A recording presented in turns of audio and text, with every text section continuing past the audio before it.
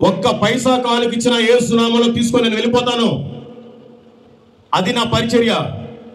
నేను చాలా మందిని పాస్టర్లను చూశాను, కానీ ఈ ప్రభుదాసు పాస్టర్ లాంటి వాళ్ళు నేను ఎప్పుడు చూడలా.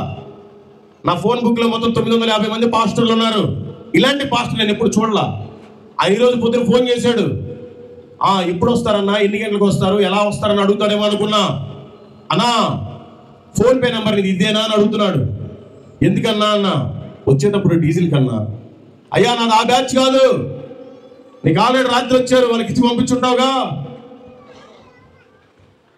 కొంతమంది ఫోన్ పేలకే పరిమితం వాళ్ళ పరిచర్య, కొంతమంది గూగుల్ పేలకే పరిమితం, కొంతమందికి బ్యాంక్ అకౌంట్కే పరిమితం, కొంతమంది సేవలు అన్నిటికీ పరిమితం, కొంతమంది క్యూఆర్ కోడ్కి పరిమితం.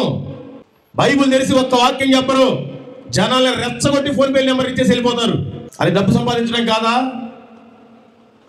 పాస్టర్లు కూడా చాలా మంది, మన పాస్టర్లు కాదులేండి, నేను బయట వాళ్ళ సంగతి చెప్తున్నా. పాస్టర్లే వడ్డీకి డబ్బులు దింపుతున్నారు. పాస్టర్లే చర్చిలో ఉండే విధవరాలని అక్రమ సంబంధాలు పెట్టుకుంటున్నారు. ఎవరు ఎక్కువ కానుకలు ఇస్తే వాళ్ళ దగ్గరికి విజిటింగ్కి వెళ్తారు.